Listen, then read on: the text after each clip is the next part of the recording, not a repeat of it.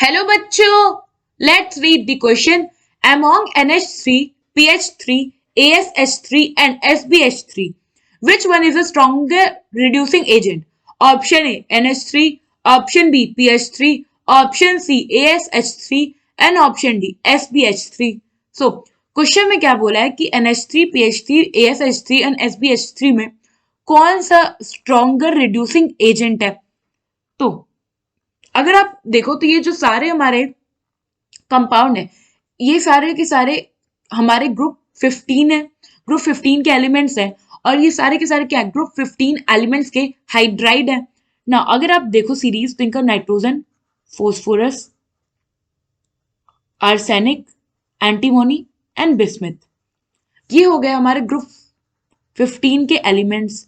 Now जैसा कि आप जानते हो कि डाउन द ग्रुप जाओगे, so as we move down the group, तो डाउन द ग्रुप जाने से जो हमारा मॉलिक एलिमेंट है उसका क्या होगा? साइज इंक्रीज करेगा ना।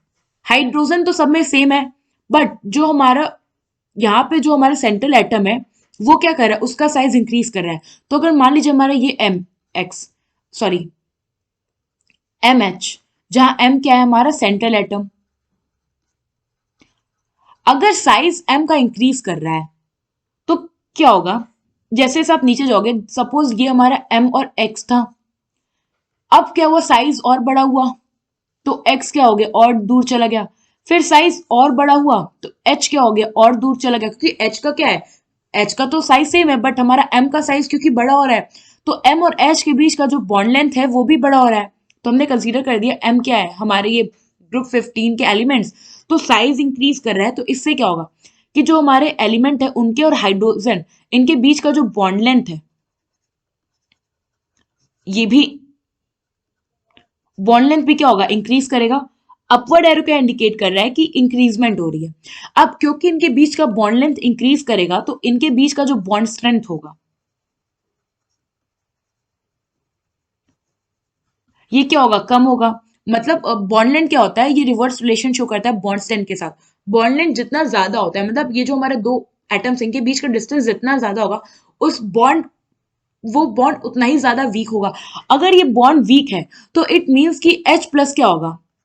जो हमारा हाइड्रोजन है, ये आप कह लो H प्लस, इजिली क्या होगा? रिमूव होगा। या आप रिमूव नहीं, आप कह सकते हैं कि H प्लस जो होगा उतना इजिली क्या होगा? रिलीज होगा। अब H प्लस के रिलीज का रिड्यूसिंग एजेंट से क्या रिलेशन है? तो हमें पता है कि रिड्यूसिंग एजेंट में क्या होता है? रिड्यूसिंग एजेंट का काम क्या होता है कि जो दूसरा मॉलिक्यूल है उसको ऑक्सीडाइज कर, उसको क्या करेगा? रिड्यूस कर देगा और खुद को ऑक्सीडाइज कर लेगा। तो रिड्यूसिंग एजेंट क्या करता है? H प्लस जो होता है वो रिलीज करता है, अपना H प्लस रिलीज करेगा। तो अभी तो अगर आप देखो तो यहाँ पे हमारा सबसे बड़ा साइज है Sb का, एंटीमोनी, और क्योंकि इसका साइज सबसे बड़ा है तो as compare with rest of the elements, ये अपने बॉन्डेड हाइड्रोजन को उतना ही इजिली रिलीज करेगा। अब क्योंकि ये जितना जल्दी हमारा H प्लस रिलीज करेगा उतना ही अच्छा रिड्यूसिंग एजेंट होगा। सो इसलिए जो हमारा SbH3 है, ये क्या है? इन सब में सबसे स्ट्रॉन्गर रिड्यूसिंग एजेंट है। सो यहां पे हमारा ऑप्शन डी जो है वो करेक्ट ऑप्शन है। आई होप आपको ये क्वेश्चन समझ में आया होगा। Thank you.